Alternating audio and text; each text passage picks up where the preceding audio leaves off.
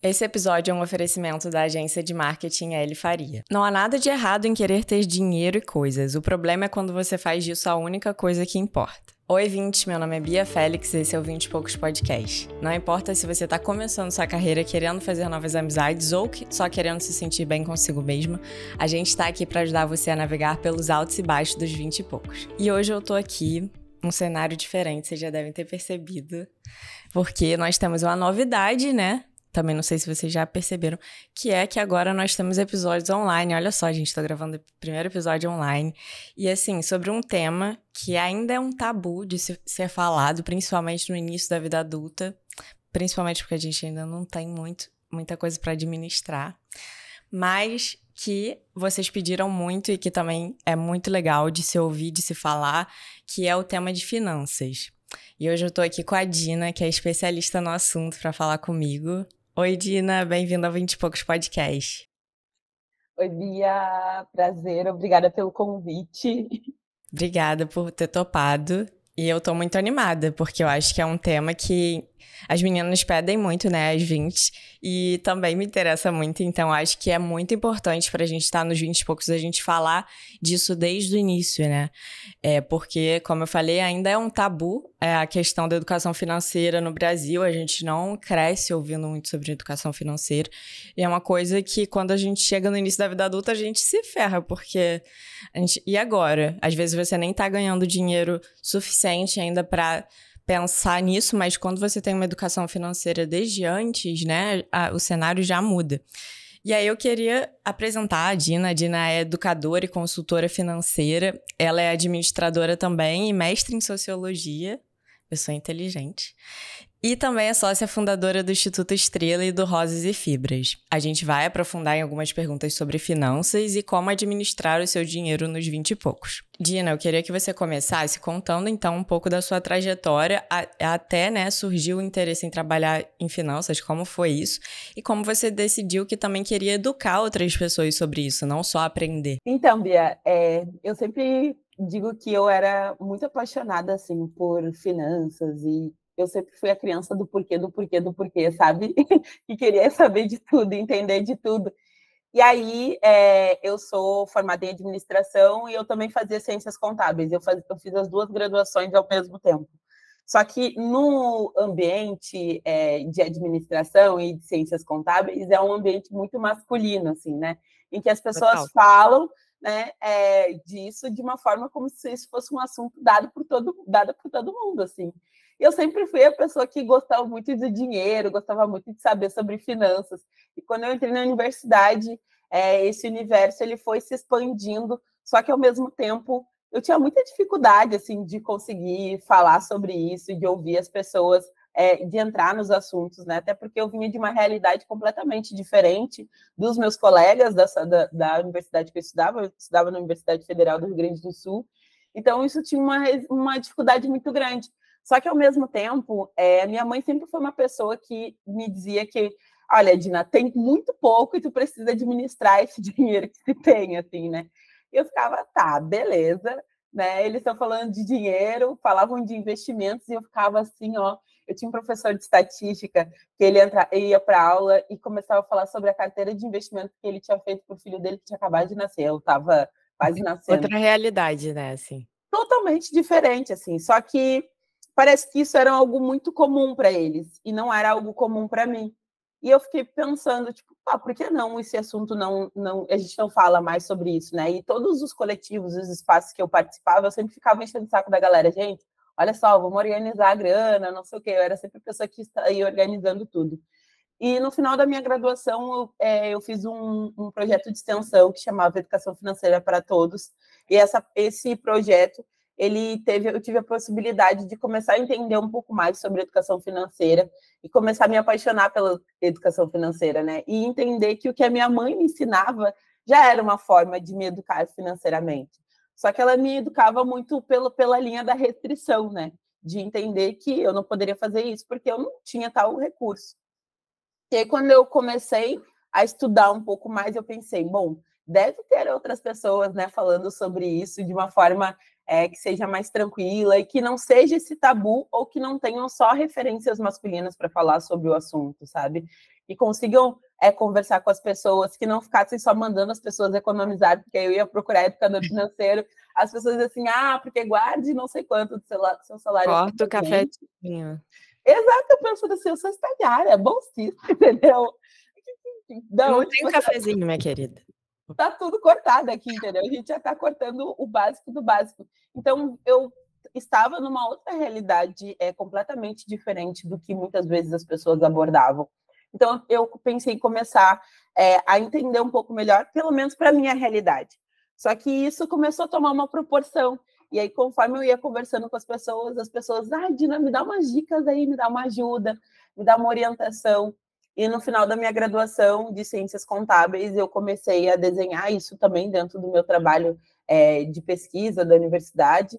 Comecei a conversar com outras pessoas que tinham essa necessidade. E aí, o que era uma coisa de só orientar e ajudar outras pessoas, começou a se tornar algo um pouco mais robusto, e até que eu comecei a estudar para criar um curso de educação financeira. Mas a ideia era simplesmente fazer um curso, tipo assim, chamar algumas pessoas e botar ali. E quando a primeira vez que eu abri as vagas do curso, 53 pessoas se inscreveram. E eu fiquei muito impressionada, assim, todo mundo dizia assim, não, eu preciso muito desse conteúdo, eu preciso muito de ajuda. E aí eu fui entendendo que dentro de um contexto que a gente não fala nada sobre isso, todo mundo, de alguma forma, quer falar sobre esse assunto, porque todo mundo precisa de dinheiro. A gente só, muitas vezes, não se sente à vontade, não está em espaços que a gente consegue trocar de forma livre, sem se sentir culpada ou julgada pelo outro, né? E, além disso, sem se comparar também naquela ideia de, essa pessoa já tem recursos, né? Então, eu não posso falar disso porque eu não tenho, porque eu não estou dentro dessa realidade. Então, a minha trajetória com finanças, assim, começa muito do questionar, né? Questionar o que está colocado, querendo entender e construindo, assim, projetos que eram muito mais paralelos até o momento que eu começo a dar corpo para isso e começo a construir a consultoria, começo a construir os cursos. E aí, hoje, no meu trabalho, né, 90% dos cursos que a gente dá foram desenhados por mim, né? Do início ao fim, né, com metodologia, enfim, mas tentando trazer outras referências. E algo que eu sempre digo, construa suas próprias referências, porque a partir do momento que a gente consegue olhar para outras pessoas, que não só essas que o mercado tenta determinar para nós, a gente começa a desconstituir que dinheiro é assunto que não é um assunto que pode ser tratado com tanta facilidade, né? Que é um assunto nosso também. Com certeza. E você falou da sua mãe que desde pequena, desde que você era pequena, já trazia esse assunto. Mas ainda assim, com as crenças que ela foi criada, que ela teve, que ela adquiriu, mas ao mesmo tempo você conseguiu identificar que isso era importante antes mesmo de você conseguir efetivamente fazer dinheiro e se tornar independente. Eu queria que você falasse um pouco sobre isso, sobre qual a importância da gente ter uma educação financeira e uma noção sobre o dinheiro antes mesmo de efetivamente ganhar dinheiro, porque a gente sabe que essa independência demora um pouco no Brasil. Eu acho que sim. Educação financeira deveria ser um assunto que a gente deveria estar trabalhando nas escolas, né? Desde pequeno. A gente precisava aprender o que significa o dinheiro, o que ele representa, como ele é gerado, né? A movimentação toda de recursos dentro da sociedade. E eu trago um exemplo muito básico, assim. Quando crianças estão dentro do supermercado e elas veem um adulto só pegando um cartão, um pedaço de plástico, e aproximando numa maquininha, e às vezes tu tem um carrinho cheio, e aí essa criança observa alguém só passando, né, esse cartão, né, na maquininha, aproximando, o que ela visualiza na cabeça dela, né? Eu tô pensando assim, nossa, esse cartão abre portas, né? Esse cartão, ele paga tudo e ele é infinito. E a nossa relação com o dinheiro, ela também vem muito nesse lugar de enxergar os nossos limites, mas as nossas possibilidades de construção.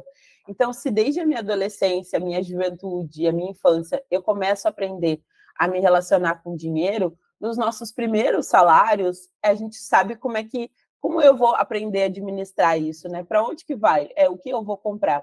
No meu primeiro salário, Bia, eu era jovem aprendiz, eu tinha 14 anos, 15 anos, na verdade, e eu recebia, sei lá, R$ 240 e mais um vale alimentação. E o meu primeiro vale alimentação e o salário, eu paguei um curso e o resto no meu vale alimentação eu gastei tudo em comida. O resto do meu dinheiro tudo em comida. Porque Então, por mais que a minha mãe tivesse dito, não organiza, guarda, eu nunca tinha tido a experiência de administrar o meu próprio dinheiro, né? Então, a primeira coisa que eu fiz é pensar, tô rica, posso gastar tudo que eu puder aqui, posso gastar todo esse dinheiro. E aí, deu a segunda semana, eu caí na realidade e entendi, não, estou rica, né?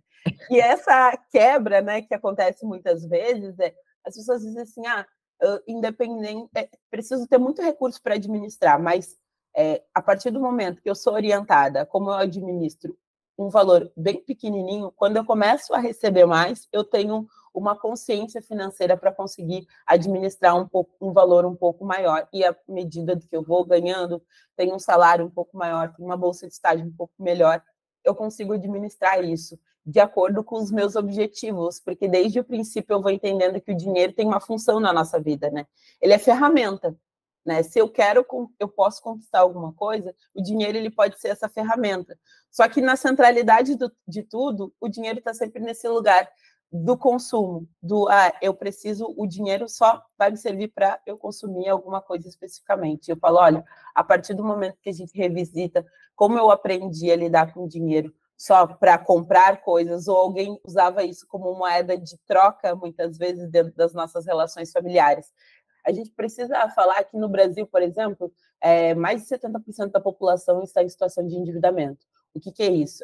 Tá com seus recursos financeiros comprometidos, né, nos próximos meses. Então, tem uma dívida já que tem uma parcela, tem um valor a pagar. Uma coisa é o endividamento e outra coisa é a inadimplência, quando as pessoas atrasam, né, esse cartão, atrasam essa dívida. E aí, por que eu estou trazendo esse dado? Porque se eu não estou endividada, eu conheço alguém que está, né? E a parcela de jovens hoje que tem entrada no endividamento tem sido cada vez maior. Então, os números têm crescido anualmente. E por que isso tem acontecido? Hoje a gente tem acessado crédito e acessado alguns recursos financeiros, só que, ao mesmo tempo, ninguém senta com a gente e nos orienta. Diz, olha, como que você utiliza esse cartão de crédito com responsabilidade, né? Com possibilidade? Olha, como que você vai montando o seu orçamento a partir desse recurso que você ganha? Então, se eu não falei de dinheiro lá na minha infância, não falei na minha adolescência, não falei durante toda a minha juventude, quando eu vou chegar na vida adulta, eu vou reproduzir as mesmas coisas, porque eu não aprendi como administrar tudo isso. E como eu posso pensar dentro dessas construções de possibilidades de futuro. E aí eu vou alimentando muitas vezes aquele sentimento de culpa, o sentimento de que, bom, eu não estou fazendo nada certo, eu não sei nada sobre dinheiro, eu não sei administrar isso aqui. Eu sempre falo, calma, sempre tem possibilidade. A gente sempre tem como rever o meio do caminho. Mas eu acho que é um pouco por aí, sabe? Com certeza. Você chegou a falar sobre a questão da gente entender o dinheiro, não só para entender nossos limites, mas também as potencialidades com o dinheiro que a gente tem, onde a gente pode chegar com o dinheiro. E eu queria indagar um pouco você em relação à nossa relação familiar, que a gente carrega muito das crenças sobre dinheiro por causa dos nossos pais. Claro, a nossa criação foi deles. Então, o que eles acreditam sobre dinheiro acaba sendo passado pra gente. E, junto disso, as crenças que podem ser, de certa forma, limitantes pra gente, né, se individualizar, criar nossa independência e até trilhar um caminho diferente dos nossos pais. Você acha que, nesse sentido, é importante a gente se desfazer dessas crenças limitantes até para poder fazer mais dinheiro? Eu acredito que sim. E não só fazer mais dinheiro, mas dentro dessa ideia de olhar para o futuro e ver as suas próprias possibilidades, assim, né? Eu já conversei com diversas pessoas dentro dos cursos de educação financeira, dentro das consultorias, e é recorrente o quanto que a trajetória, a infância, ela impacta até hoje, a forma como essas pessoas, como essa família se relacionava com o dinheiro vai impactar essa vida adulta. Eu faço um exercício, Bia, que é bem interessante, né, nas minhas aulas, que a gente fala de passado, presente e futuro. Como a minha família, em qual contexto que eu nasci, como minha família se relacionava com dinheiro, como eu me relaciono hoje, como eu quero construir esse futuro. Fazer esse exercício é extremamente importante, porque às vezes tem certas coisas que passam despercebidas para nós e que estão ali no nosso cotidiano, no nosso presente. E um ponto muito importante. O primeiro é a visão masculina que se tem sobre quem pode administrar o dinheiro. E dentro de uma construção social em que muitas vezes é delegado aos homens, né, esse lugar do homem, a pessoa administradora do dinheiro, né? As referências que a gente assiste na TV são muitas vezes de homem administrando. E em relações muitas vezes familiares, a gente tem cotidianamente as nossas mães administrando e fazendo toda a organização familiar, mas não se refere a elas como as pessoas que realmente são educadas e são organizadas financeiramente. E aí a gente traz, ao longo da história, vários tabus e vários estereótipos, né, falando sobre mulheres como administrando os seus recursos. A gente muitas vezes fala, a mulher é consumista, ela é desorganizada, ela não sabe guardar o dinheiro. Quantas vezes eu já ouvi mulheres falando assim, Dina, eu não sei organizar o dinheiro, eu sou consumista, eu sou não sei o quê. E aí, no ambiente familiar, isso era reproduzido o tempo todo, porque alguém falava sobre isso e alguém reforçava esses ideais, né? E aí eu falava assim, tá, mas por que as mulheres são vistas nesse lugar de consumista? Porque essa mulher, essa mãe, muitas vezes dentro desse contexto familiar, é ela que administra, tipo, custo com vestuário, educação, logística, alimentação, que são coisas que as pessoas colocam no imaginário como se a gente não tivesse custo cotidiano com isso, né?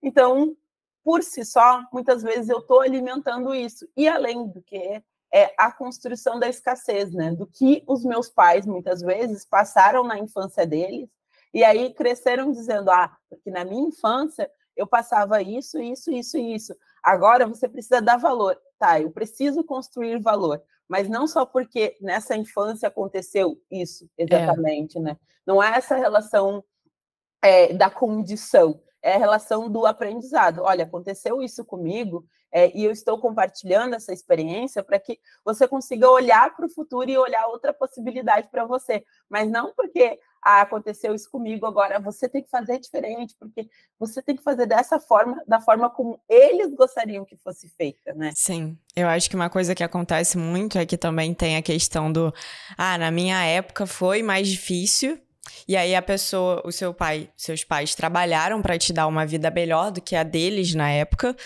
e aí eles ficam meio que numa dualidade de assim, a minha vida foi mais difícil, eu quero que a vida do meu filho seja mais fácil, mas ao mesmo tempo eu quero que ele experimente essas dificuldades, porque não pode ser tão fácil assim.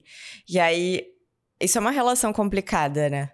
E eu acho que, assim, não é porque essa pessoa acessando outras ferramentas hoje, né, e que a gente tem um sistema que tem muitos outros acessos, que ela não tem as suas dificuldades, que ela não tem os seus desafios para poder aprender a administrar com isso, e que ela vai reproduzir exatamente a mesma experiência anterior, assim, né?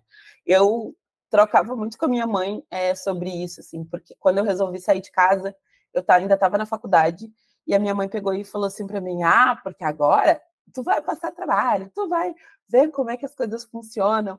E eu, de certa forma, e o valor que eu ganhava de estágio, eu já administrava os meus custos da faculdade, tudo mais, já transporte, alimentação, essas coisas assim, mas óbvio que morar sozinha era uma outra realidade, completamente diferente, né? Só que o que ela sempre me trazia era, não, tu vai passar o trabalho, né? E eu fui, óbvio, né? Passei os meus perrengues, mas não necessariamente eu falei assim, mas não era tudo aquilo que ela estava me dizendo, né? Que era. Só que eu fui entendendo que o que a minha mãe aprendeu na adolescência dela, e quando ela passou por esse momento de morar sozinha, foi algo que ela não tinha os mesmos acessos que eu, ela não estava dentro da universidade. Então, ela, no momento que ela estava conversando comigo, ela presenciou, ela sentiu tudo aquilo que ela passou naquele momento. E ela estava tentando me alertar, me trazer aquilo. Só que a gente tem duas escolhas, tem dois processos, né? Como que eu olho para isso e entendo o que é dela e o que é meu, né?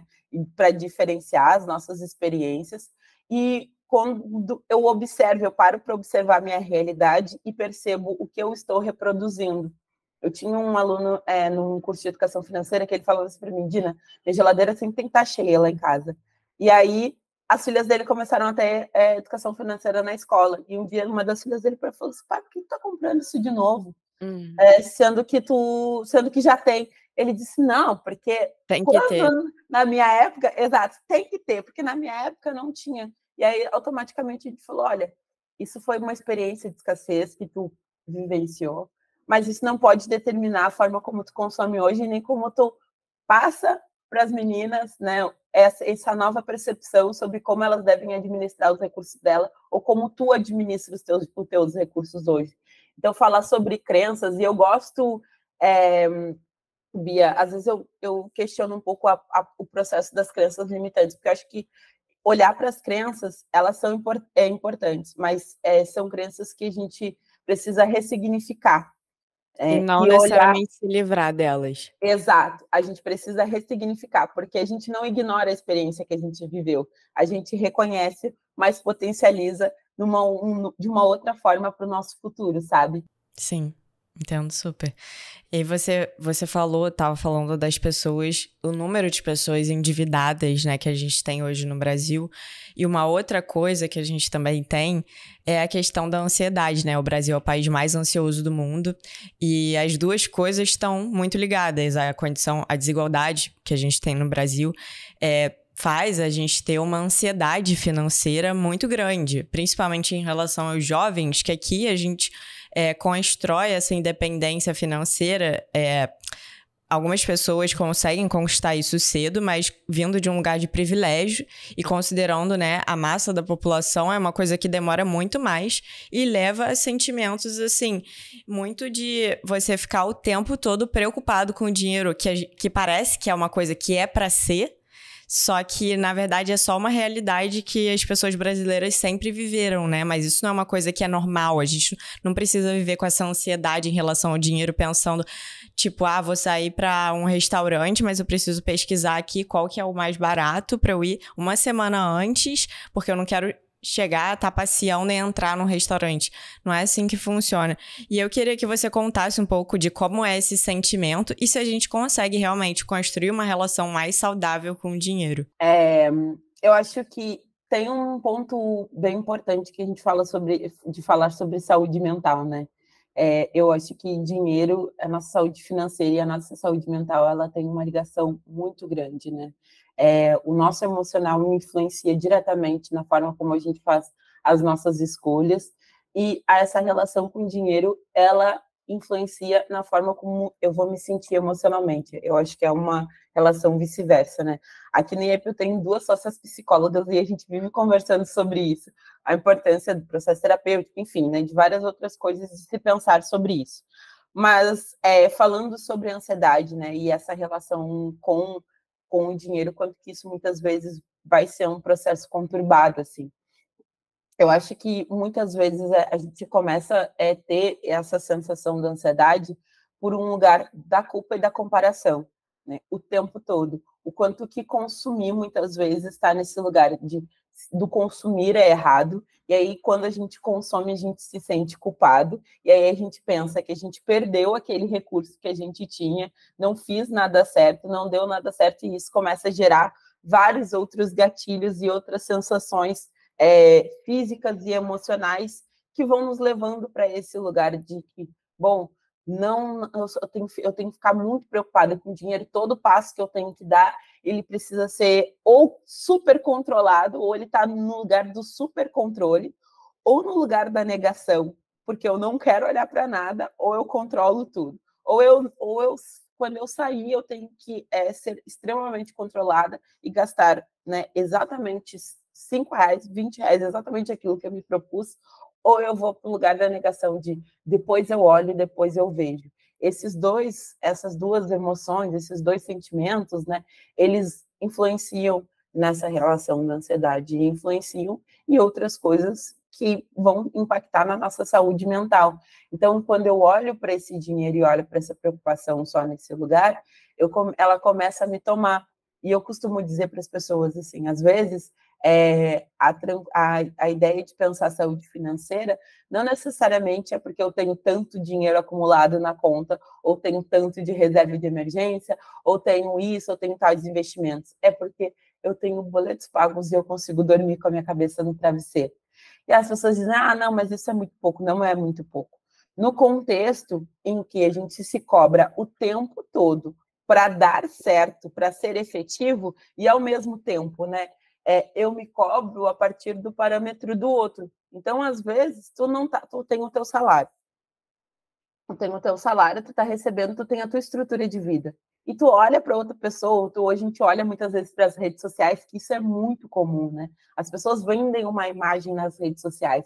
A realidade financeira, a realidade cotidiana dessa pessoa é completamente diferente daquilo que está sendo postado. Só que eu estou olhando para aquela imagem, eu estou olhando para aquela pessoa naquele restaurante, pensando assim, meu Deus do céu, olha como ela está bem, e eu estou aqui nessa idade, né? Às vezes 20 e poucos anos, literalmente 20 e poucos anos, olhando assim, e eu não fiz nada certo, e eu não consigo, meu dinheiro não faz sobrar, porque eu não consigo ir lá, eu não estou conseguindo olhar para isso, porque o meu dinheiro está faltando, talvez esteja faltando para aquela pessoa também. Às vezes é o story do amigo desempregado, né? Aquele meme. Tipo assim, o meu amigo desempregado às 3 da tarde de uma quarta-feira, aí tá lá na praia, benzão. Aí você pensa, pô, eu que trabalho muito, ganho dinheiro, não tenho tempo pra fazer isso? E nem dinheiro, e o meu amigo desempregado tem, calma aí. O que tem de errado nessa equação, né? Errado. Aí a gente pensou errado, sou eu que tô trabalhando? Não, mas não é. Mas o ponto não é nem julgar a outra pessoa pelo que ela está fazendo ou pelo momento, mas é se questionar quais são as suas possibilidades dentro da sua realidade, né?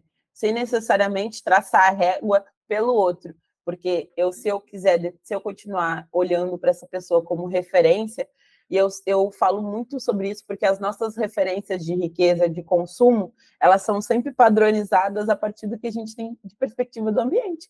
Então, eu vou olhar nas redes sociais, eu vou olhar nos lugares e vou pensar, eu queria ter aquilo. Ou, logo, muitas vezes a gente é incentivado ao consumo, né? Por diferentes formas. A gente acorda de manhã, tem um aplicativo mandando uma promoção, alguma coisa. A gente recebe vários estímulos de informações diferentes o tempo todo. E isso vai impactar na forma como você sente, porque você vai sentir que esse recurso não está dando para tudo. E aí que você, muitas vezes, é insuficiente ou que você não está administrando tudo isso certo, e aí vai se sentir no lugar da culpa. E, às vezes, eu falo assim, eu trago uma dica bem, bem básica, né? Eu falo, faz uma lista de desejos. Faz uma lista de desejos para entender como o seu consumo ele vai estar dentro do que faz sentido para você e não do que está fazendo sentido para o outro. Às vezes você quer fazer uma viagem, por exemplo, e aí você não visualiza muito aquilo, e aí todo final de semana você gasta seu dinheiro indo para um restaurante, por exemplo. E aí você não está contribuindo para onde você quer chegar. Exato. Ou muitas vezes indo para um restaurante ou saindo com os amigos, porque eu falo, a nossa relação com o dinheiro, a gente pensa como finanças pessoais, mas o nosso dinheiro ele não é individual, gente. A gente compartilha o tempo todo recurso com as pessoas. Eu sempre falo de uma educação financeira comunitária porque eu utilizo esse dinheiro coletivamente. Então, alguém me chama para sair, alguém me chama para utilizar esse recurso, e esse recurso está saindo de algum lugar. E poderia ser dos meus sonhos, dos meus desejos, das minhas necessidades. E qual você acha que é a melhor forma de falar educadamente, né, com os amigos sobre isso? Porque isso é um ponto muito sensível. As amizades e a questão do dinheiro. Às vezes a gente tem amigos que estão em patamares muito diferentes, e aí vem a comparação, e aí às vezes a gente quer tentar se igualar ao patamar que eles estão, mas a gente não tá indo, e aí a gente se compromete os nossos sonhos por causa disso. Qual você acha que é o melhor caminho? É legal, tipo assim, tem gente que não se sente confortável, né? Mas você acha que o caminho é da transparência, de falar, olha, não vai dar pra eu sair porque eu tô, assim, economizando pra viajar, ou eu tô sem grana mesmo. O que você acha que é a melhor forma? Eu acho que a melhor forma seria a gente começar comecei a me organizar financeiramente. Peguei um caderno, assim, uma planilha, fiz qualquer coisa. Comecei a olhar para isso. Já começa a falar dentro no teu ambiente familiar, nos seus ambientes com as amizades, começa a comentar, estou começando a me organizar financeiramente. Porque não necessariamente o não vai surgir só na hora que a pessoa vai te chamar. Porque tu já vai estar trazendo para a roda esse assunto da organização e falando do teu compromisso e da tua responsabilidade com este objetivo. E aí, a partir do momento que tu começou a falar sobre o assunto e dizer, estou me organizando, não precisa chegar e mostrar a tua planilha. Às vezes as pessoas acham assim, Dina, eu tenho que chegar e mostrar minha planilha para todo mundo. Não, não é sobre isso. Mas é começar a falar gentilmente, tranquilamente, soltar, falar aqui, comentar ali. E aí, no momento que você for dizer não para essa pessoa, ela já vai ter assimilado em algum nível que você está se organizando para determinado objetivo. Então, eu não vou sair hoje e tal, né? Estou pensando que eu vou sair em tal momento, vou fazer essa escolha em tal momento, porque agora eu não estou conseguindo mesmo, está muito ruim, meu orçamento está muito apertado. E, ao mesmo tempo, eu sempre dou uma dica, não corte tudo.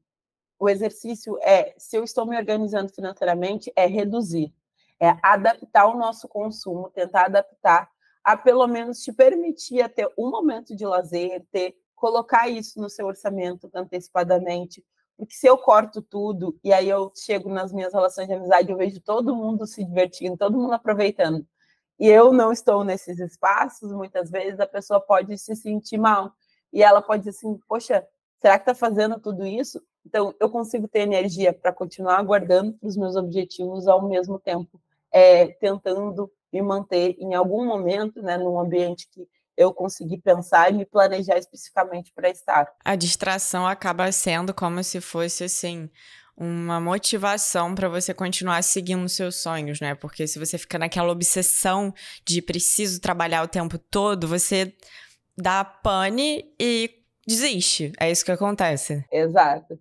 Desiste ou acaba gastando tudo. Tem gente que reduz tudo. Aí passa um mês cortando tudo, não vou fazer mais nada. Chega no outro mês, a pessoa não aguenta, vai tudo de novo e toda a organização vai acabar indo por água abaixo. É uma faca de dois gumes, né? Total, Bia. Eu acho que tudo é literalmente equilíbrio, assim. A gente tenta achar o equilíbrio de como mantém essa relação com o dinheiro, mas ao mesmo tempo como utiliza ele como ferramenta, né? E não como centralidade da nossa vida. Sim. E agora falando sobre relacionamentos, quero te fazer uma pergunta pessoal, mas também com embasamento de contabilidade e de finanças. Você acha que o parceiro da relação deve pagar a conta do date? Então, né? Eu sempre me fazem essa pergunta e eu acho ela muito engraçada, mas primeiramente eu diria assim, não necessariamente a gente precisa que o outro pague a conta, mas a gente precisa falar, né, e manifestar se eu não tenho essa possibilidade. Vamos para os cenários possíveis, né? Sair, né, com a pessoa e não tenho os recursos financeiros e quero que essa pessoa pague, né? Se foi um convite, olha, já manifesta, olha, eu tô meio restrita aqui, tá meio difícil as coisas e tal. Não, vamos dar um rolê aqui por minha conta, eu pago. Essa pessoa manifestou. Já fica combinado. Já fica combinado. Agora, chegar muitas vezes no rolê e colocar a responsabilidade financeira para outra pessoa, eu acho muitas vezes complicado, porque eu também não sei qual é a organização financeira dessa pessoa. E às vezes a pessoa está fazendo um esforço tremendo para poder manter, pagar todo o date, sendo que ela poderia estar dividindo a conta e podendo estar contigo em outros momentos, né? Porque ela vai botar todos os recursos dela naquele único momento, porque era o que ela tinha recurso. E aí, no resto do mês, ela vai passar como? Então, dividir essa responsabilidade ou sinalizar, né, perguntar sobre isso antes de o encontro acontecer, seria interessante. Eu já passei por essa situação, né, de dizer para a pessoa, não, vamos dividir a conta. E a pessoa, não, eu pago. Eu falo assim, não, eu não tenho problema de dividir a conta. E a pessoa dizer, não, mas eu preciso, sou eu que pago, porque também tem essa construção, muitas vezes machista, de que o homem, né, ou se estamos falando, né, numa relação com o homem, o homem que vai dominar e que ele precisa pagar. E aí eu falo, gente, olha só, estamos no século, né, 21, 2023, a gente já pode falar sobre isso. Então, trazer, eu acho, para esse ponto, fica um pouco mais tranquilo. Mas, para além de decidir se paga o date ou não, Abi, eu acho que é importante a gente falar sobre finanças dentro dos relacionamentos e o quanto que muitas vezes a gente não consegue abrir o jogo com as pessoas que a gente está se relacionando, né? Eu não consigo falar sobre isso abertamente. E eu já atendi casais que, casados há bons anos, muitas vezes, e as pessoas não sabiam o quanto o outro ganhava, e ficava muito no imaginário. Eu acho que a minha esposa ganha tanto, eu acho que meu companheiro ou com a minha companheira ganha tanto. E sempre essa ideia, se fica tudo no campo das ideias, como que eu vou entender o quanto que eu posso construir de planejamento junto com essa pessoa e essa pessoa tem essa possibilidade de te acompanhar nesse planejamento ou não? E aí você começa a presumir várias coisas também, né? E da presunção, a presunção é uma coisa muito perigosa, porque você começa a adivinhar, a imaginar vários cenários, e aquilo não necessariamente é real. Não é real, e a pessoa muitas vezes não está conseguindo acompanhar, e ela não está conseguindo manifestar, e ela se endivida. Sempre quando eu vou fazer alguma consultoria e eu pergunto qual é o status de relacionamento das pessoas, se as pessoas me dizem que estão solteiras, eu sempre falo assim, tá, mas você está procurando um crush, uma crush? Daí as pessoas começam a rir, né? E eu falo assim, não, porque a gente precisa colocar isso no orçamento.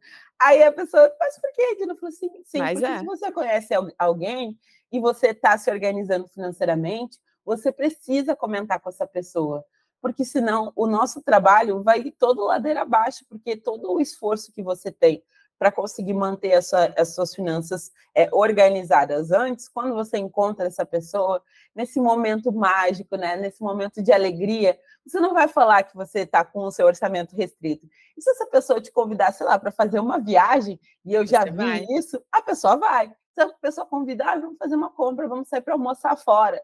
A pessoa vai. E mesmo que essa pessoa pague, como que você chega até nesse lugar? Tem Uber, tem roupa, tem toda uma preparação, uma organização.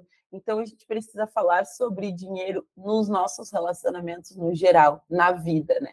Eu preciso compartilhar sobre isso para que o fardo não fique pesado para todo mundo, né? E que a gente consiga compartilhar isso. E relacionamento, especialmente no início, né? Eu imagino que para você que dá consultorias e cursos, você lide com isso, e é uma coisa muito perigosa, porque assim, eu falo que no início do relacionamento, eu namoro há mais de 5 anos, então assim, já passei dessa fase, mas no início do relacionamento você só consegue pensar naquilo, você é obcecado. E aí, assim, o dinheiro é só uma pedra no seu caminho, entendeu? Você se endivida lá, vai para todas as experiências, porque tudo é experiência, né? No início do relacionamento, você quer viver aquele momento. E aí, realmente, precisa ter um autocontrole muito grande. Sim, e tu sabe, Bia, que pelo fato de ser educadora financeira, isso é muito complexo, porque às vezes as pessoas chegavam em mim, como elas já sabiam que eu era educadora, elas tipo, ficavam esperando, assim, ou querendo alguma dica, ou me perguntando alguma coisa, e se assim, ia para date, a pessoa começava a me perguntar já sobre finanças, eu falava, não, pelo amor de Deus. Não tô trabalhando aqui. Que consultoria de graça é essa? A gente vai falar sobre dinheiro, quer falar sobre dividir a conta? A gente vai dividir a conta. Mas eu não vou ficar te dando dica aqui, né? Não, por favor. E aí a pessoa começava, não, gente, peraí, tem essa limitação. Mas eu trago isso de forma muito, muito sincera hoje, mas com uma pessoa que eu me relaciono, eu namoro, e a gente conversa muito sobre isso, mas não foi anteriormente, né, com outras pessoas, com outros relacionamentos, nem sempre foi uma coisa bem tranquila, porque eu queria saber e a pessoa não queria contar. Parecia que eu estava invadindo o espaço dela. Ah, não, mas por que tu quer saber disso? Por que tu quer saber? Né? Por que tu tá me perguntando isso? Tu vai fazer alguma coisa? Não, é porque eu quero pensar o que a gente pode contribuir um com o outro e se organizar coletivamente. Então, é desafiador, mas eu falo, gente, desde o início, levou para o date e já começa a falar sobre isso. Já mostra o contra-cheque, fala, eu tenho isso aqui, e aí você tem quanto? Que aí a gente vai juntar, e a gente pode fazer várias coisas. É isso. Mas, Gina, falando assim sobre as atitudes, porque eu acho que a gente não sabe fazer, o que fazer com o dinheiro nos nossos 20 e poucos. Quais você diriam que são as melhores atitudes para a gente tomar quando a gente começa a ganhar dinheiro? Olha, Bia, a primeira coisa eu diria para começar a construir a reserva de emergência. Eu sei que muita gente vai dizer, poxa, por que ela está dizendo isso? Mas comecei a ganhar qualquer recurso que seja, pode ser muito, pode ser pouco, começa a sua reserva de emergência, R$ 1 que seja, R$ 5, R$ 10, começar a guardar para sua reserva de emergência, olhar as suas possibilidades para o futuro e pensar que você consegue tomar decisões de uma forma muito mais confortável. E isso não tem preço. Às vezes as pessoas acham que a reserva de emergência ela está ligada com esse valor muito alto, né? A reserva de emergência é para uma situação inesperada. E às vezes, num momento inesperado, tu conseguir ter tempo, literalmente um dia, dois, Uhum. para conseguir pensar sobre o assunto, é muita coisa. É muita possibilidade. Então, a primeira coisa que eu diria, comece a construir a sua reserva de emergência. Começa com um pouquinho, né? Caiu o valor, caiu o seu valor na conta, o salário, a bolsa, com o que for, já separa um valor para sua reserva de emergência. Mesmo que seja R$ 20 por mês, Não R$ 10 precisa por ser mês. 30% do salário, aquilo que falam. Definitivamente não. Eu tenho assim uma resistência muito grande, para não dizer outra coisa, com as pessoas que ficam mandando as pessoas economizarem 30% do que elas ganham. Por quê? Quando eu não consigo acessar esses 30%, que eu me sinto culpada, errada, porque eu fico pensando, nossa, tem alguma coisa errada aqui, porque todo mundo está guardando 30%, eu não estou guardando, porque a pessoa que é especialista está dizendo que tem que ser 30%, e eu não consigo chegar nesses 30%. Só que a gente esquece que tem vários outros fatores sociais nesse meio. A gente está falando muitas vezes de disparidades salariais, né? Então as pessoas não têm o mesmo salário, tem uma desigualdade muito grande. A gente passou, né, por um momento pós-pandemia, né, vindo de uma recuperação econômica, de uma outra realidade de consumo, uma outra realidade social de como as famílias estão se organizando hoje. O custo de vida está muito maior do que antigamente. E como é que eu digo para as pessoas que elas vão guardar 30%, sabe? Então, definitivamente, faça as contas, mas determine um valor que fique confortável para você. Dina, e o que para você significa ser financeiramente feliz? Você acha que dinheiro traz felicidade? Acho que traz. Muita gente diz, dinheiro não traz felicidade. Eu também Traz. acho. Boleto pago traz felicidade, sim. Boleto pago, tranquilidade, reserva de emergência traz felicidade, sim. O que eu só sempre tenho muito cuidado para falar que dinheiro traz felicidade como ferramenta. Como ferramenta para que eu possa acessar qualidade de vida e estar feliz, né? E ter esses momentos de felicidade, esses momentos de alegria. E não como eu só vou ser feliz se eu tiver dinheiro. Uma coisa são coisas completamente diferentes. Eu quero ter recursos, sim, quero ganhar mais para poder ter mais acesso à qualidade de vida, ter mais tranquilidade, poder viajar mais, poder realizar mais sonhos, poder ter uma organização familiar também, né? Investir em coisas que fazem sentido para mim. Para isso, o dinheiro é ferramenta e ele pode sim ser a ferramenta que vai fazer com que eu construa essa felicidade nessas coisas que eu escolhi. Agora, não é necessariamente, olha, só com o dinheiro que eu vou ser feliz, porque eu percebo a felicidade como um estado momentâneo, né? As pessoas, cada um percebe a felicidade de forma diferente. Caiu o dinheiro na minha conta, né? Estou feliz. Paguei todos os meus boletos, já não estou tão feliz assim. Mas a sensação dos boletos pagos também me traz uma certa segurança. Me diz, olha, beleza, as coisas estão organizadas, estou pensando nisso, nisso, nisso. Então, estar feliz financeiramente, né? Ele é muito relativo, depende de pessoa para pessoa. E se eu vou olhar para ao longo de uma trajetória, da onde eu parti hoje, eu posso me dizer, olha, eu me considero muito feliz financeiramente, porque da realidade onde eu vim e das coisas que eu tinha como projeto de vida inicialmente, hoje eu consigo realizar viagens, hoje eu consigo fazer coisas, realizar sonhos que eu não conseguia antigamente. Ainda é o suficiente financeiramente? Não, eu quero ganhar mais, a gente sempre quer ganhar mais. Então, eu acho que tem essa nuance, né, da relação com a felicidade, mas não com a centralidade, não o dinheiro na centralidade de tudo. E ter dinheiro também significa você ter a tranquilidade de não pensar em dinheiro.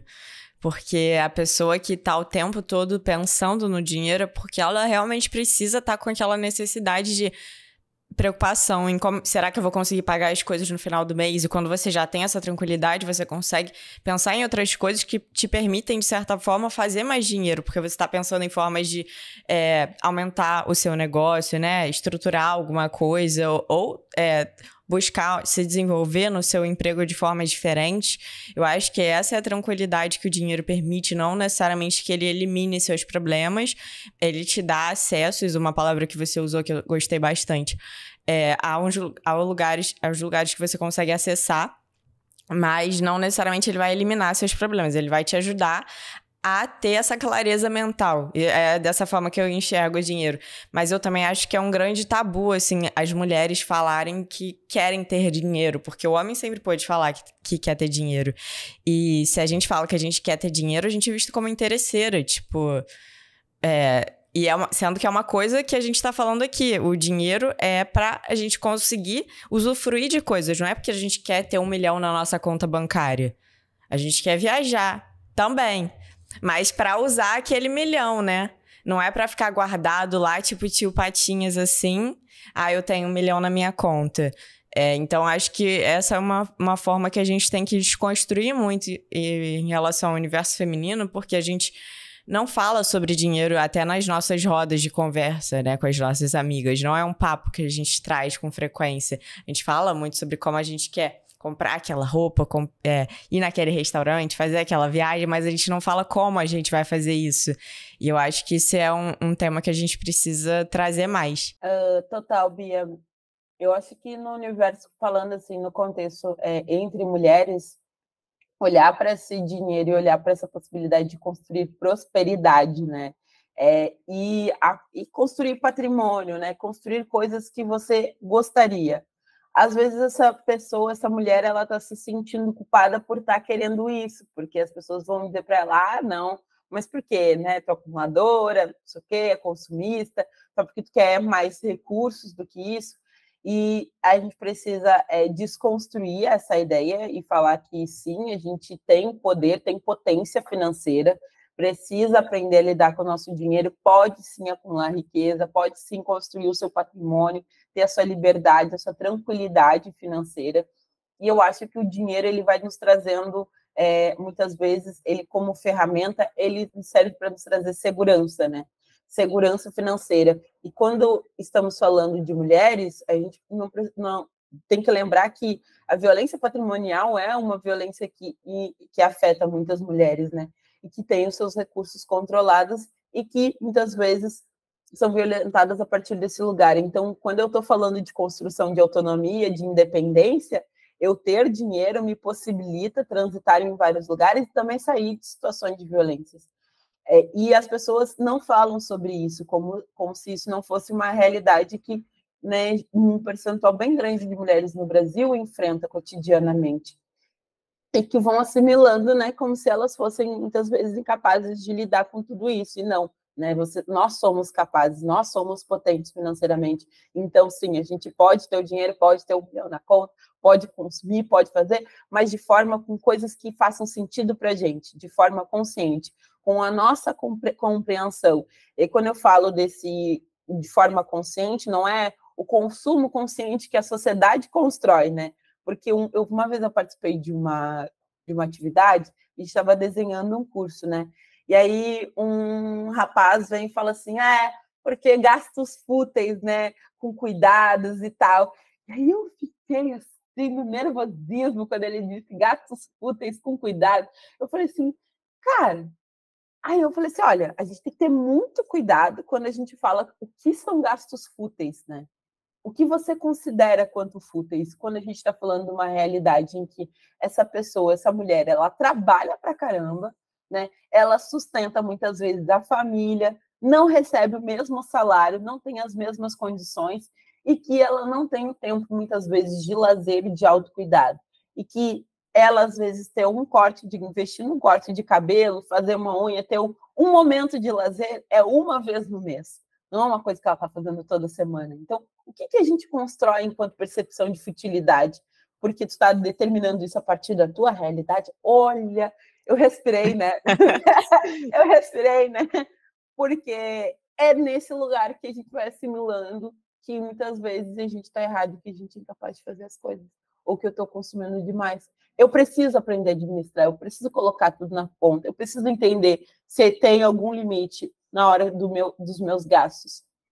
Mas eu também não posso olhar para isso e dizer que está tudo errado e que eu não posso fazer isso, sabe? E os homens, eles julgam muito pelo olhar do desejo deles. Então, assim, o homem não tem o desejo de pintar a unha porque não é uma coisa que foi construída socialmente, não é da realidade dele. Ele nunca teve esse desejo despertado. E aí ele gosta de futebol e talvez eu não goste. Eu quero pintar minha unha, entendeu? Como você vai pro futebol, eu quero pintar minha unha toda semana sim. Quero fazer meu cabelo antes de gravar sim. Então, assim, eles olham pra essa ótica. A gente não... Se a gente falar alguma coisa, esquece.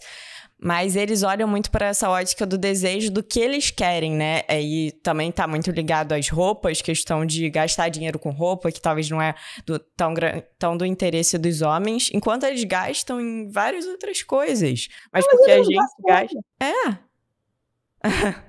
Tipo assim, então acho que tá muito ligado a isso também. Não, eu ia te dizer, Bia, desculpa te ter te interrompido, mas eles gastam com roupa também, todo mundo gasta. A diferença é que existe um mercado todo, muitas vezes, que trabalha o consumo das mulheres, no consumo com o público feminino. Então, tu vai ver propagandas, tu vai ver várias informações cotidianas que vão pensar essa realidade pensando mulheres, né, enquanto consumidoras. E se a gente for falar em termos de percentuais, né, da população feminina brasileira, o quanto que a gente movimenta milhões dentro da sociedade, né? Por exemplo, a indústria da beleza movimenta milhões. E aí isso gera emprego, gera renda, enfim, né? Só que as pessoas estão olhando por um único viés, por uma única lupa. E essa lupa, ela é extremamente, eu falo assim, desigual, né? Que ela não está fechando realmente com a realidade. Porque se a gente fosse colocar na conta, teria muito, muito, muito mais a ser discutido, de fato. Certeza. E você falou da indústria da beleza, que é a maior indústria do mundo, né? Então, assim, é futilidade, beleza, é o que movimenta a economia. Então, dá licença. Mas acho que a gente pode ir, então, para o próximo bloco, que é... Eu separei aqui algumas perguntas que as 20 mandaram na caixinha sobre mitos ou verdades em relação a finanças e dinheiro. E a primeira, na verdade, é minha, né? Eu queria falar sobre uma coisa, porque tem uma trend do TikTok que é assim: o dinheiro eu recupero, mas nunca mais eu vou ter 20 e poucos, por exemplo, em Paris com as minhas amigas. O que nós pensamos sobre isso? Você acha que realmente os 20 e poucos são para viver, se divertir, viajar e depois a gente se preocupar com o dinheiro? Definitivamente não. A gente precisa se preocupar desde agora, porque depois... Primeiro que eu acho que, assim, essa construção de que eu só vou aproveitar a vida nos 20 e poucos também vem de um lugar muito ruim, porque se eu for pensar minha aposentadoria, se eu for pensar no momento que eu vou ficar mais velha, a gente tira essa possibilidade de pensar em aproveitar e continuar aproveitando no nosso futuro. Esse é um ponto. E aí, eu acho que esse aproveitar, né, as viagens para Paris, elas podem ser feitas aos 30, aos 40, aos 50, aos 60, para qualquer outro lugar do mundo que essa pessoa gostaria de ter, não só aos 20 e poucos. E a partir do momento em que eu coloco tudo nesse único bloco, nessa única caixinha, eu tenho uma possibilidade de já construir endividamento, né? De estar endividada dentro de uma realidade e daqui a pouco levar anos e anos e anos para conseguir me recuperar E aí, lá para frente, me senti pensar, poxa, eu não deveria ter feito tudo aquilo de forma tão intensa. Eu poderia ter mediado, ter equilibrado um pouco mais, e aí realmente ter aproveitado. Eu quero aproveitar em todas as minhas décadas possíveis e inimagináveis, e quero viver muito, né? Eu sempre converso muito isso com a minha mãe na aposentadoria dela. Eu falava assim, mãe, o que é mais? E ela disse, eu posso fazer tal coisa. Não, eu quero mais. Eu falei, a gente pode fazer uma lista gigante de coisas que podem ser feitas, tanto aos 60, como aos 50, aos 40, como aos 20 e poucos, assim, né? Independente da minha realidade. Então, trazer isso também, colocar que é só para essa idade, eu vou trazendo uma sensação de imediatismo, de que eu preciso tomar essas decisões, né, no impulso, na correria, sem pensar e sem ter um planejamento, porque parece que não vai ter mais, né? Não vai ter mais momentos que eu possa aproveitar, né? Tu vai ter outros momentos, vai ter outras idades, enfim, tem um longo tempo para poder aproveitar isso. Então, não precisa ser uma decisão tomada no impulso, não precisa ser um consumo que talvez não faça sentido para você e daqui a algum tempo você esteja tendo que se organizar porque tomou essa decisão ruim lá atrás. Parece um prazo de validade, né? E ao mesmo tempo uma coisa de que vem de um lugar de privilégio, porque muitas das vezes as pessoas que não têm condição nos 20 e poucos, elas vão construir ao longo da vida e vão poder acessar esses espaços futuramente. Então, se você fala de fazer uma viagem para Paris, não é todo mundo que consegue, e às vezes aquela pessoa até consegue com aquele dinheiro que ela tem, mas ela vai, tipo assim, torrar o dinheiro todo dela que ela juntou, sei lá, do estágio suado e vai para Paris, porque o que acontece muito é das pessoas que ainda estão fazendo estágio, né, serem dependentes financeiramente dos pais, então às vezes aquela pessoa não paga, tem aquele meme, né, o estagiário ganhando um salário mínimo em Paris porque é sustentado pelos pais, então não precisa se preocupar com mais nada.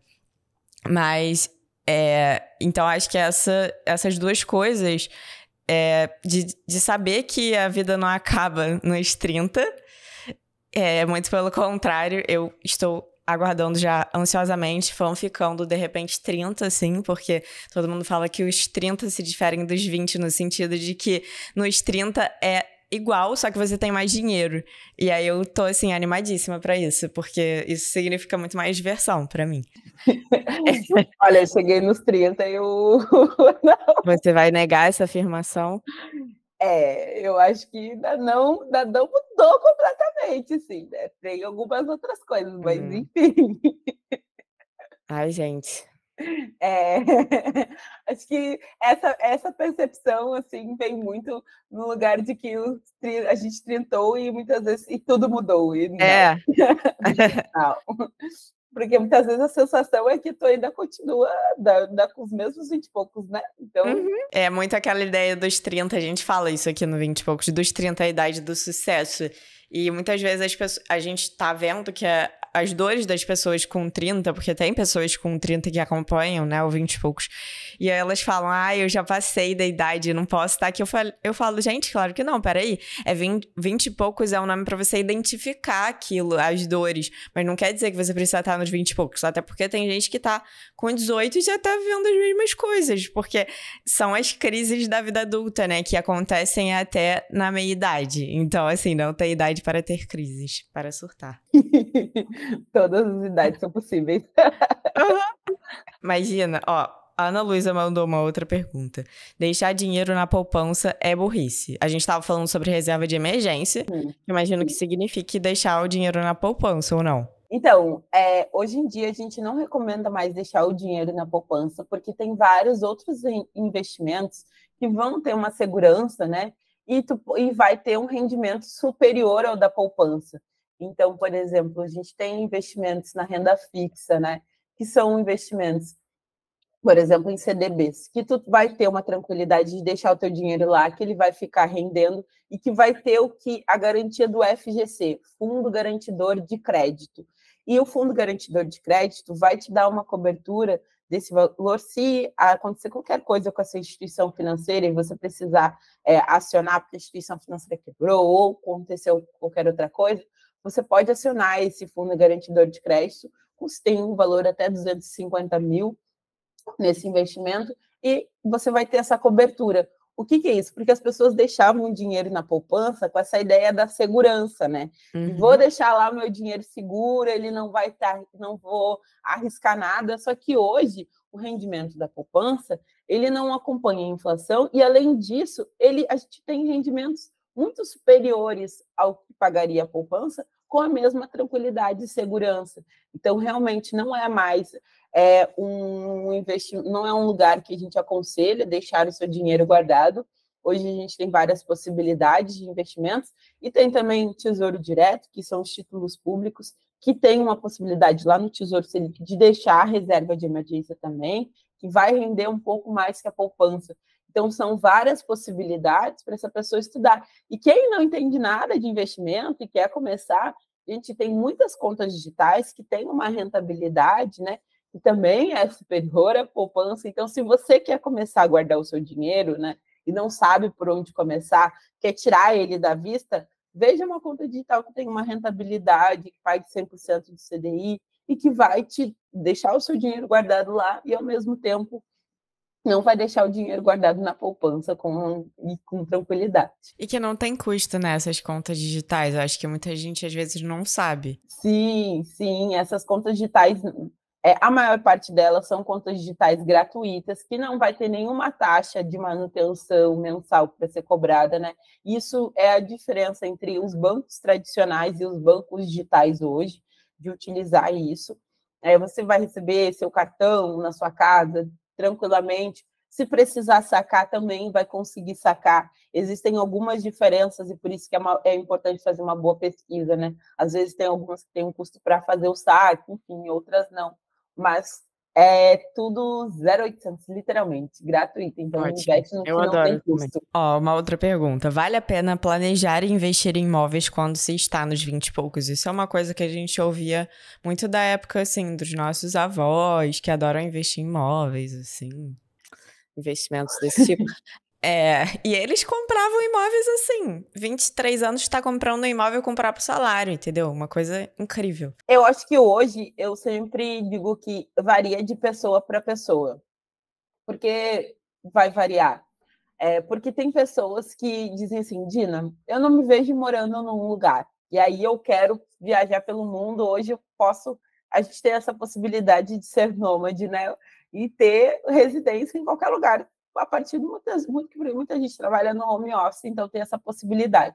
Se eu vejo que dentro do que eu quero construir, dos meus objetivos pessoais, não está fazendo sentido para mim comprar ou adquirir um lugar em que eu vou ter esse imóvel, né, lá, beleza, eu posso escolher isso. Agora, tem outras pessoas que ainda assim, né, sonham, esperam ter um imóvel, porque querem construir patrimônio. Então, Dina, quero investir no imóvel não só para ter um lugar para eu morar, mas eu quero pensar depois no meu futuro. E hoje em dia, um imóvel, ele não necessariamente é uma coisa que vai só te onerar ou que vai te segurar no lugar. Hoje tu pode botar no Airbnb, pode botar em várias outras plataformas que tu pode locar e fazer uma renda extra, por exemplo, né? E ter uma outra fonte de renda. Então, necessariamente, tu pode fazer esse investimento nesse imóvel, mas olhando para ele como uma possibilidade de renda passiva, que é aquela renda que você faz independente de investir, trabalho ou não. Então, eu posso olhar por esses dois lugares, e não necessariamente um está errado, o outro está certo, mas depende do que faz sentido para os objetivos de vida dessa pessoa. Eu fui a pessoa que, nos meus 20 e poucos, a primeira coisa que eu fiz preciso da minha casa, eu financei a minha casa, não tinha o dinheiro para comprar à vista, não era essa a realidade, financei a minha casa, e hoje eu não me vejo a vida toda morando aqui, mas eu penso que eu tenho outras possibilidades. Boto para alugar, faço qualquer outra coisa, e ela fica ali, não me restringe, porque hoje eu entendo que, às vezes, antigamente, os nossos mais velhos, eles olhavam para esse lugar, né? De que você tem que construir a família ali para sempre. E hoje em dia, eu falo, né? Não. A minha mãe falou uma vez, o que você vai fazer com essa casa? Ela vai ficar lá? Eu falei para ela vai ficar lá. Ela lá e eu aqui, ué. E eu vou lá, vou para outros lugares. E aí, então, eu acho que é olhar para esse lugar. Legal. A última é um pouco polêmica. Lei da atração para atrair dinheiro. O que você acha sobre isso? No sentido de reforçar palavras positivas para atrair. A gente falou assim até sobre crenças limitantes, que de alguma forma se relaciona a isso, né? Você desconstruir crenças limitantes e acreditar no seu potencial para atrair dinheiro, mas eu acho que isso pode ser um pouco perigoso, porque algumas pessoas colocam o mérito do dinheiro na lei da atração. E claro, eu pessoalmente acredito em algum sentido, assim, que tem a ver, sim, você acreditar no seu potencial de fazer dinheiro uma coisa muito importante, mas não é legal também você colocar a culpa do seu dinheiro na lei da atração. Então, eu ganhei isso aqui porque eu fiz lei da atração. E não pelo meu esforço próprio, porque às vezes você tá lá ralando, e fala, não, é porque eu escrevi no meu caderno, entendeu? Não, é total, Bia. Eu acho que a lei da atração, pensar, né, eu pensar positivamente em relação ao meu dinheiro, vai me impulsionar para que eu tenha pensamentos mais propositivos em relação à minha vida financeira. Eu acho que sim, eu acredito muito na força do pensamento. Eu acho que muito tem, eu sempre digo, palavra tem poder, então falar as coisas, manifestar as coisas que a gente quer. Mas não adianta só eu manifestar no discurso e não me movimentar na prática. Para além da manifestação da palavra, essa palavra ter poder e eu mentalizar isso, eu preciso construir planos reais e ações reais para que as coisas aconteçam. Então, sim, a lei da atração pode nos beneficiar, mas ao mesmo tempo a gente precisa agir para poder atrair, né? Não vai ser só ficando sentado que eu vou ali, agora eu quero dinheiro, 1 milhão na minha conta, né? E esse 1 milhão vai aparecer. Às vezes é criar propostas e ações para que realmente as coisas aconteçam e aí o universo vai se movimentando, né? E eu acho, Bia, eu ouso dizer que dinheiro também é muita energia, né? Assim Sim. como ele vai e ele vem. Muitas vezes as pessoas ficam assim, eu perdi um dinheiro ou aconteceu tal coisa, né? Eu falo, vamos visualizar isso de uma outra forma? Você perdeu, beleza, mas o que pode ser feito agora para a gente poder impulsionar cada vez mais para que você ganhe o dobro? Né? O que vai ser feito daqui para frente? Porque quando eu fico só lamentando, e aí eu acho que entra pensar essa construção do dinheiro positivamente, se eu fico pensar só lamentando só o que eu perdi, só o que não deu certo, só o que eu falhei, só o dinheiro que foi, eu não consigo resgatar o passado, mas eu posso me mobilizar e construir um outro futuro, né? Para que o meu presente tenha mais tranquilidade. Então, eu acho que está muito nesse lugar de olhar para esse dinheiro nessa proposta e nessa via positiva. Sim, e uma coisa que eu passei a pensar sobre, que para mim passou a fazer sentido, é que a grande virada é você não perceber o dinheiro como um ativo. Porque aí, quando você perde aquele dinheiro, você fica, como você falou, se sentindo culpada. Mas sim perceber você como um potencial para fazer dinheiro. Você é o ativo. Então, se você perdeu, às vezes você nem perdeu, você investiu em alguma coisa, até para o seu futuro, para o seu negócio, você está se remoendo por causa daquilo. Mas se você tem aquela capacidade de pensar, eu vou fazer mais porque eu que sou responsável por isso e não é o dinheiro que me detém, essa é a grande mudança, assim, e isso também tira um pouco da culpa sobre o dinheiro. Sim, vai tirando a culpa em relação ao dinheiro e vai dando uma nova visão sobre as minhas possibilidades de futuro, assim, né? Eu gostei muito dessa compreensão de nós enquanto ativo, e não o dinheiro, porque as pessoas, elas centralizam sempre no dinheiro é o meu bem, dinheiro é o meu ativo, e aí o dinheiro cai sempre na centralidade, e não nós enquanto agentes. Faz total sentido. Com certeza. E, Dina, para finalizar, eu queria perguntar, com base na sua experiência, qual o conselho mais importante você daria para as 20 que querem aprender a ter uma relação melhor com o dinheiro? Qual o maior conselho? Eu acho que eu começaria dizendo: construam seu quadro dos sonhos. Olhar para os seus sonhos é muito importante em qualquer momento da vida, né? Mas nesse exato 20 e poucos anos, a gente desenhar sonhos que a gente quer para curto prazo, para médio prazo e longo prazo é extremamente importante para a gente conseguir determinar quais são as nossas prioridades de fato. Porque num universo que nos mobiliza em tantas coisas, nos traz muitas informações e nos cobra também muitas coisas, como eu realmente entendo o que faz sentido para mim ou não. Então, desenhar o que seria esse quadro dos sonhos, né? A gente tem conteúdo até lá no Instagram falando sobre isso, mas você escrever qual o seu maior sonho, quanto tempo você precisa para poder realizar e quanto ele custa. Porque às vezes a gente fica só no campo da imaginação, pensando, quero a minha viagem para a África do Sul. Quero fazer minha viagem para a África do Sul. Tá, mas quanto ela custa? Né? O que eu preciso para poder atingir esse objetivo? Em quanto tempo eu quero realizar?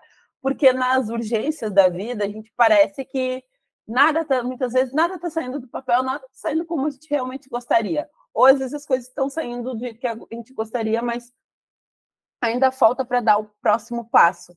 E aí, colocando esses diferentes sonhos, né, de curto, médio e longo prazo, eu vou entendendo que eu vou desenvolvendo eles ao longo do tempo, né, conforme as minhas demandas, e vou criando ações para tirar eles do papel e determinando o que faz sentido para mim, quais são as minhas prioridades. E além de determinar os seus sonhos, eu acho que é primordial, construam sua reserva de emergência, né? Então, invistam nisso, deem uma prioridade para isso. Ache um lugar, olhe para suas finanças e olhe com amorosidade. Eu sempre falo, olhe para a sua trajetória, para o seu momento de vida com amorosidade. Senta, vê o que é possível, né? Qual é a melhor ferramenta, a melhor forma para você se organizar. Nem sempre o que dá certo para um vai dar certo para outro. Então, não é porque a sua amigo, seu amigo, alguém na sua volta falou que tinha que ser aquele aplicativo mágico, que tinha que ser essa forma mágica de organizar, que você vai tomar essa decisão, vai fazer por esse caminho. Faz o que fica confortável para você. E nesses 20 e poucos anos que a gente vai assimilando todas essas informações e vai tomando muitas decisões durante o nosso percurso, que a gente está nesse processo de transformação, muitas vezes, é essencial entender, né, o que fica confortável para a gente e também trabalhar isso nesse campo do afeto, assim, né, dessa afetividade consigo mesmo, assim. Então, acho que essas seriam as maiores dicas que eu daria, e se eu fosse conversar com a Dina de 20 e poucos anos, né, eu retomaria todos esses conselhos e diria assim, né, te cuida, né, constrói esses sonhos, não deixe de aproveitar, mas não necessariamente aproveitarem de forma inconsciente, inconsequente, mas construindo o que faz sentido para ti. Muito importante, principalmente essa parte dos afetos e dos sonhos, porque às vezes nos 20 e poucos a gente desvaloriza muito isso e a gente está muito pensando em a gente tem que trabalhar, tem que fazer as coisas acontecerem, esquece de olhar com carinho para realmente onde a gente quer chegar e ter essa relação de afetividade e de amor próprio. E eu acho que é isso, quando a gente se enxerga em primeiro lugar, a gente consegue acessar, que é a palavra que a gente usou muito aqui, acessar os lugares que a gente quer, né? Pode ser que leve tempo, porque isso é uma outra coisa também que a gente fala muito aqui, que as coisas não são de uma hora para outra, mas você chega. Total, total. E até a nossa própria relação com relação com o tempo, né? Gente, tempo não é dinheiro, tempo é qualidade de vida. Então, quando você entende a sua relação com o tempo, né? Como as coisas podem ser desenvolvidas para você e não para o outro. Sabe que, Bia, que eu entrei na faculdade, eu tinha mais ou menos uns 17, 18 anos, né? E eu fiz 2 graduações ao mesmo tempo. Muita gente diz, olha, Dina, que extraordinária, incrível, eu era maluca. Hoje eu olho para isso e eu penso assim, meu Deus, coitada, né? Porque eu sei o que me custou muitas vezes, né? Estar na universidade ao mesmo tempo e trabalhando. Mas muita gente tenta utilizar, às vezes, isso como método comparativo para os outros. Olha a Dina aí, né? Olha, Dina, fez 2 faculdades. Eu falei assim, não sou parâmetro, não. Eu falei assim, não, porque você não sabe o que eu tive que abrir mão, né? Para poder fazer isso. E eu acho que isso não foi saudável, né? Foi importante, mas em vários momentos não foi saudável para mim. E na minha relação com o tempo, eu demorei um pouco para conseguir perceber isso, porque eu estava medindo pela régua e pelas regras dos outros, mesmo sendo uma mulher negra num contexto extremamente desigual e que não me proporcionava as mesmas oportunidades. Então, pensar que a minha realidade ia ser completamente diferente, a minha realidade era única, o meu tempo também era único, né? Eu não necessariamente precisava me comparar com as pessoas. E aí, quando a gente aprende isso começa a ser cada vez mais transformador, porque a gente começa a descobrir que, bom, então eu vou ter o meu ritmo e as minhas possibilidades nessa organização, e não necessariamente o que as pessoas estão me dizendo, tentando determinar. Perfeita. Obrigada, Dina, por aceitar o convite, por estar aqui com a gente. Acho que foi uma conversa muito enriquecedora, assim. A gente falou muito de finanças num lugar da gente, mas também da gente olhar para dentro e não só da finanças como o dinheiro que te regula, que te manda. Então, acho que é uma conversa que é muito interessante para todo mundo que está ouvindo. Se você chegou até aqui, obrigada. Não se esquece de se inscrever no canal, deixar seu like e me dizer o que você achou desse episódio. Queria te agradecer, Dina, por estar aqui. Ai, muito obrigada pelo convite. Adorei o nosso papo. Fico à disposição. Eu também adorei. Adorei. Vamos falar mais sobre isso.